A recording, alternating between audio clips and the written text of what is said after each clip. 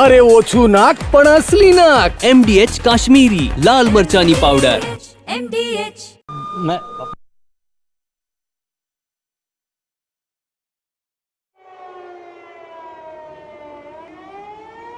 તો દેશ આખરે આ ઓપરેશન સિંદૂરને લઈને નરેન્દ્ર મોદીને આપી રહી છે વધાયા, અને જે બદલો લીધો છે તેના કરતાં પણ વધુ સઘન પગલાં હજુ પણ લેવા જોઈએ તેવી ઈચ્છા રાખી રહ્યો છે. પરંતુ જે પહેલગામ હુમલાની અંદર ભાવનગરના લોકોનો મોત નીપજ્યું હતું તેના જે પરિજનો છે તેની સાથે TV9 સંવાદદાતા અજીત ગઢવીએ કરી વાત. પિતા પુત્રના મોત થયા હતા અને એક વ્યક્તિને ગોળી વાગી હતી. ત્યારે જ્યારે ભારત સરકારે અને દેશના વડાપ્રધાને અને ભારતીય સેનાએ આ સમગ્ર ઘટનાને લઈને કહ્યું હતું કે આ જે ઘટના બની છે તેનો જવાબ આપવામાં આવશે. અને અત્યારે વાત કરવામાં આવે તો ભારતીય સેનાએ ભારત સરકાર દ્વારા અત્યારે પાકિસ્તાન ઉપર જે આતંકવાદીઓ જેના સેન્ટર છે પાકિસ્તાનની અંદર મોડી રાત્રિએ એર સ્ટ્રાઇક થઈ ચૂકી છે. ત્યારે અમારી સાથે એ લોકો પરિવાર છે જે પિતા પુત્ર જેમનું મોત થયું હતું, સીધી તેમની સાથે વાત કરશું સમગ્ર ઘટનાને લઈને. અને આ પરિવારની માંગ હતી કે આ આતંકવાદીઓને જવાબ આપવામાં આવે. શું કહેશો? આ સમગ્ર ઘટના જ્યારે બની ત્યારે અમે નજર સામે જોયું છે કે હજી 15 દિવસ થયા ત્યાં સુધી આપની આંખના આંસુ રોકાતા નથી. ત્યારે ભારત સરકારે, ભારતની સેનાએ જવાબ આપી દીધો છે. એનો હું ખૂબ ખૂબ આભારી છું. ભારત સરકારને જવાબ દીધો, મને ખૂબ આનંદ થયો છે. અને એનું તો હું કહું નામ નિશાન મિટાઈ દો આતંકીનો. જે મારી માથે દુઃખ પડ્યું છે હું આખી જિંદગી હું ભૂલી શકું એમ નથી. હું હોઈ શકતી નથી. મારો જે દીકરો પહોળ્યો હતો એને આર્મીમાં જવાની એને તૈયારી કરતો હતો અને એને એવી ઈચ્છા હતી કે મારે આર્મી મારા દેશ માટે લડવું છે એમ. હજી એને આવી બધું હજી 17 વર્ષનો હતો ત્યાં એને ગોળીથી આખો વીંધી નાખ્યો. એને માં જે જન્મ આપ્યો એ માં કેમ એ મારી આખી જિંદગી મારે કેમ કાઢવી. અને આ ઘટનાની અંદર આપના વહાલસોયા દીકરાનું તો મોત થયું હતું, આપના હસબન્ડ આપના પતિનું પણ આ ઘટના દુઃખદ ઘટનામાં મોત થયું છે. અને અત્યારે ભારતીય સેનાએ એર સ્ટ્રાઇક મોડી રાત્રે કરી ચૂક્યા છે. એનું ખૂબ ખૂબ આભાર. પણ મારું ઘર વાળો વહી ગયો, મારો છોકરો એટલે મારું સાહેબ મારું બધું વહી ગયું છે. બસ મારે સરકારને મોદી સાહેબને પ્રાર્થના છે કે આનો ખાત્મો કર્યો. આતંકીનું કાંઈ નામ નિશાન ન હોવું જોઈએ. ચોક્કસપણે દુઃખની વાત છે, પણ સરકારે અને ખાસ કરીને મોદી સરકારે કહ્યું હતું કે આમનો જવાબ તાત્કાલિક ધોરણે આપવામાં આવશે. અને અત્યારે એવું કહી શકાય કે હિસાબ લેવાનો શરૂ થઈ ચૂક્યો છે. ચોક્કસ દુઃખની ઘટના છે, પણ આ અત્યારે જે સરકારે બદલો લેવાનું શરૂ કર્યું છે આ ઘટનાને તમે કેવી રીતે લ્યો છો? ભારત સેના પર આપને કેટલું ગૌરવ છે? મને ભારત સેના ઉપર તો ખૂબ ગર્વ છે. અને મને પહેલેથી ગર્વ હતો કે એ જે આપણી રક્ષા કરે છે એના માટેના મારા ઘરના માટે તો મારા દેશ માટે તો પહેલેથી ભારતમાં દેશમાં મોદી સાહેબ જેવા જે ભગવાન જેવા છે ને એવા હરેક જન્મમાં મારે હોવા જોવે કે આપણે ભારત દેશની રક્ષા કરે. અને મને આપણા દેશ માટે ખૂબ ગર્વ છે અને ભારત સેના માટે મારે ખૂબ ગર્વ છે, ખૂબ ગર્વ છે. તમે શું કહેશો? તમારા ભાઈને પણ ખોયા છે, તમારા પિતાજીને પણ ખોયા છે. ત્યારે અત્યારે જે એર સ્ટ્રાઇક થઈ છે અને સરકારે જે કીધું હતું તે અત્યારે પાલન થઈ રહ્યું છે, આ ઘટનાને કઈ રીતે લેશો? આજે 15 દિવસ થયા છે, પણ આજે અમારા ભારત ઉપર ખૂબ ગર્વ છે આજે એને એર સ્ટ્રાઇક કરી છે. એટલે અને આવનારા દિવસોની અંદર પણ હજી શું માંગ છે તમારી? કારણ કે તમારા હજી અમે જોઈએ છીએ 15 દિવસ થઈ ગયા, આમ છતાં તમારા ઘરમાં આંસુડાની ધાર છે તે રોકાતી નથી, કારણ કે બે સભ્યો આપના આ ઘટનાની અંદર ગુમાવ્યા છે. એટલે મારી માંગ એ છે કે પાકિસ્તાનનું નામ નિશાન હટાવી દેવું જોઈએ.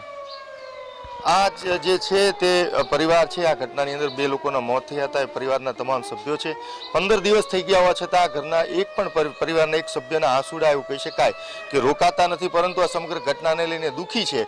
પરંતુ આજે જ્યારે એમને સમાચાર મળ્યા છે કે ભારત દેશના સૈનિકોએ જે લોકોએ આતંકવાદીઓએ જે આ કૃત્ય કર્યું છે તેની ઉપર હુમલો કરી દીધો છે અને તે લોકોનું નામ નિશાન મિટાવવા માટે પ્રયત્ન શરૂ કરી દીધા છે, ત્યારે ગૌરવની લાગણી અનુભવી રહ્યા છે. ભારત સરકાર પર ગૌરવ અનુભવી રહ્યા છે, ભારતીય સેના પર ગૌરવ અનુભવી રહ્યા છે. કેમેરા પર્સન રાજેશ રાઠોડ સાથે અજીત ગઢવી, TV9 ભાવનગર. તો દુઃખ ચોક્કસપણે છે પોતાના સ્વજનોને ગુમાવવાનું, પરંતુ ભારતે જે બદલો લીધો છે તેની આ તમામ પરિજનો સરાહના કરી રહ્યા છે. અને ઇઝરાયલે ભારતના હુમલાનું સમર્થન કર્યું છે. મહત્વપૂર્ણ અપડેટ આવી રહી છે. ઇઝરાયલે ભારતના હુમલાનું કર્યું છે સમર્થન. ભારતે પોતાની આત્મરક્ષા કરવાનો અધિકાર છે એમ કહીને ઇઝરાયલે ભારતના હુમલાનું સમર્થન કર્યું છે. જ્યાં આખરે ભારતે જે જડબાતોડ જવાબ આપ્યો છે તેની વિશ્વ ફલક ઉપર નોંધ લેવાય અને ઇઝરાયલ હવે આગળ આવ્યું છે અને ભારતનું સમર્થન કર્યું છે. ઇઝરાયલનું સ્પષ્ટપણે માનવું છે કે આત્મરક્ષા કરવી એ દરેક દેશનો અધિકાર છે. નષ્ટ નાબૂદ છે તે કરી દેવામાં છે. મારી સાથે રાજકોટ વાસીઓ છે ને જે પ્રકારે તમે દ્રશ્ય જોઈ રહ્યા છો અત્યારે રાજકોટ વાસીઓનો ઉત્સાહ છે, કારણ કે મોડી રાત્રે જે ઓપરેશન કરવામાં આવ્યું અને ઓપરેશનને લઈને દરેક ભારતીય છે તેની છાતી છે તે ગદગદ ફૂલી છે. આપણે તેમની સાથે જ વાત કરીશું કે જે રીતે મોડી રાત્રે ભારતીય સેનાનું ઓપરેશન સામે આવ્યું છે, કઈ રીતે આને જોઈ રહ્યા છો? આખો દેશ અને આખું વિશ્વ પહેલગામમાં આતંકવાદીઓના હુમલા પછી જે નિર્દોષ નાગરિકોના મોત થયા હતા ત્યાર પછી આખું વિશ્વ રાહ જોતું હતું કે હવે ભારત શું કરશે. જે મોદી સાહેબે કરી બતાવ્યું છે. મોડી રાત્રે 9 આતંકવાદીઓના થાણા ઉપર હુમલો કરી અને એનો નાશ કર્યો છે. હજી પણ આ લડત ચાલુ રહેશે. આખા દેશની આ એક ભાવના હતી કે ભાઈ આનો વળતો જવાબ આપે અને આખું વિશ્વ એમ કહે છે કે ભારત દેશમાંથી આતંકવાદ નહીં પણ આખા વિશ્વમાંથી આતંકવાદ નાબૂદ થવો જોઈએ અને આ નાબૂદ હવે આ વખતે ભારત આતંકવાદ નાબૂદ કરીને રહેશે. આપ કઈ રીતે જોઈ રહ્યા છો આ કાર્યવાહીને? 140 કરોડ લોકોની જે કલ્પના અને ભાવનાઓ હતી નરેન્દ્ર મોદીએ ખરેખર સાર્થક કરી છે. દેશના આવા લીડર હોવા જોઈએ અને હજી તો ઘણું આગળ વધશે. પીઓકે પણ આપણે લઈ લેશું એવી મારી ઈચ્છા છે અને આ લોકો પ્રયત્ન કરે છે અને થઈ પણ જશે. સ્પષ્ટપણે તમે કઈ રીતે જોઈ રહ્યા છો? જે રીતે પહેલગામમાં હુમલો થયો અને ત્યારબાદ દરેક ભારતીય એવું કહી રહ્યા હતા કે જવાબ તો મળશે. આજે પાકિસ્તાનને જવાબ મળી ગયો છે. જરૂરથી આજે પાકિસ્તાનને જવાબ મળી ગયો છે અને ગઈકાલે મંગળવાર હતો, હનુમાનજીનો વાર હતો અને ઓપરેશન સિંદૂર એ હનુમાનજીના નામ ઉપરથી જ આ ઓપરેશન સિંદૂર છે એ સક્સેસફુલી આપણે લોન્ચ કરવા કર્યું છે અને જેના માટે સર્વે દેશવાસીઓને ભારત સેના ઉપર 3 પાંખ ઉપર ખૂબ એમને ગૌરવ છે, ખૂબ અભિમાન છે આપણી સેના ઉપર. અને જે ઓપરેશન સિંદૂર ચાલુ કરેલું છે એ ઓપરેશન સિંદૂરની અંદર 100% સક્સેસ જશે અને એમાં કોઈ શંકાને સ્થાન નથી. તમે કઈ રીતે જોઈ રહ્યા છો આ કાર્યવાહીને? કાલ રાતના 12:37 આ એર સ્ટ્રાઇક કરવામાં આવેલી છે. 24 મિસાઇલથી 9 આતંકવાદી થાણા પહેલે જ દિવસે ધ્વસ્ત કરવામાં આવ્યા છે. હજી તો આગળ મને એવું લાગે છે કે પીઓકે એક ભારતનું અંગ થઈ જશે. સ્પષ્ટપણે પીઓકે પણ ભારત છે તે લેશે અને પીઓકે ભારતનું અંગ છે અને તે રહેવાનું છે તેવું સ્પષ્ટપણે કેવું છે. બીજા પણ કેટલાક લોકો છે.